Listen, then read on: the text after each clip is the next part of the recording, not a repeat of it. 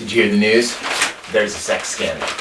This is History of Sexuality in the U.S., Lecture 2A, Part 3, talking about, as I said, some early sex scandals. Sally Hemings was born into slavery in Virginia in the late 1700s. And when the man who had claimed ownership over her body died, she was passed as inheritance to his daughter. That woman married a man named Thomas Jefferson, who went on to be the third president of the United States.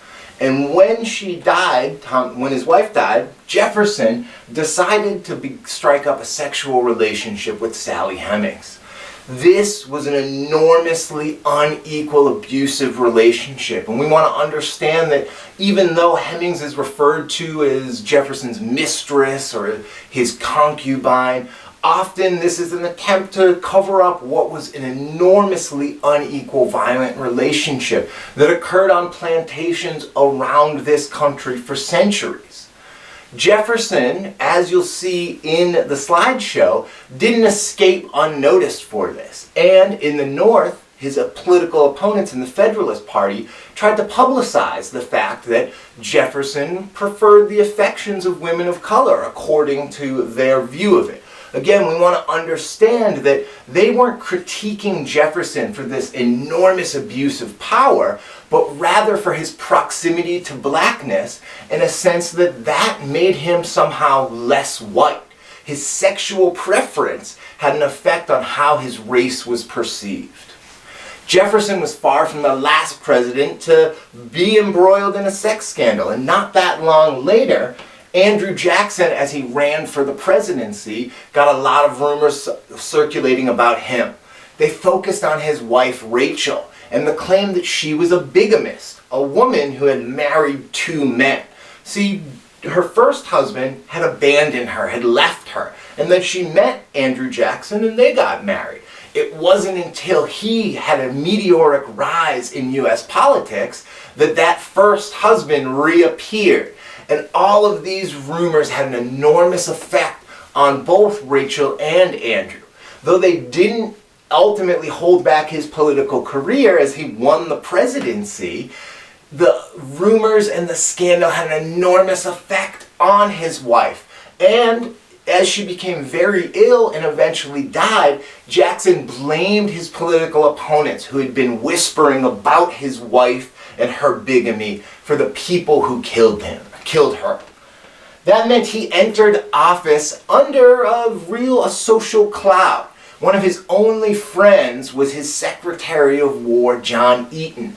And John Eaton was also embroiled in a sex scandal. Eaton married a woman named Peggy O'Neill.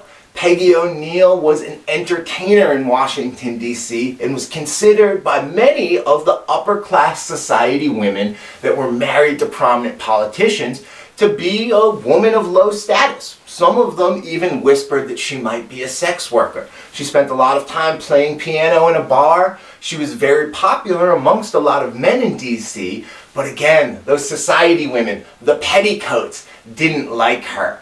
And so they socially excluded Eaton and his young wife from their circle. Jackson sided with his friend and saw that Peggy O'Neill was being thrown under the bus just like Rachel Jackson.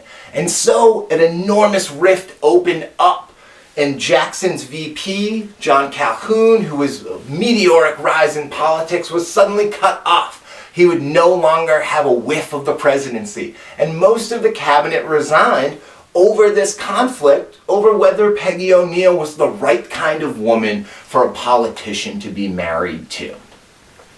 The departure of almost all of Jackson's cabinet meant that a fairly obscure official named Martin Van Buren quickly rose through the ranks to become Jackson's second VP.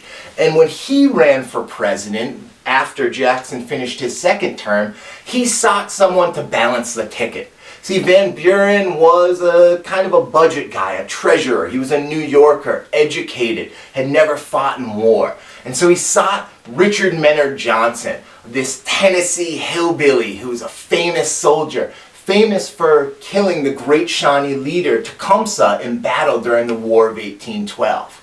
What Van Buren didn't know when he picked Richard Mentor Johnson, though, was that like Jefferson before him, when Johnson's first wife, a white woman, died, he took up with a black wife, Julia, a woman who he, at least according to law at the time, had ownership over.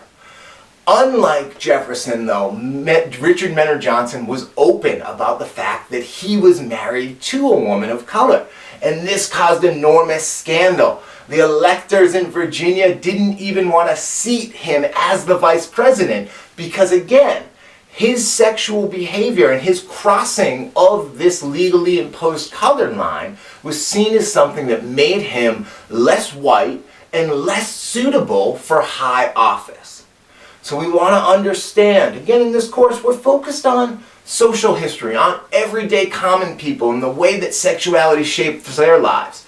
But if we think about political history at the highest level, we also want to understand that sexuality and restrictive ideas about it have played a major role in shaping U.S. politics going all the way back to some of the first presidents.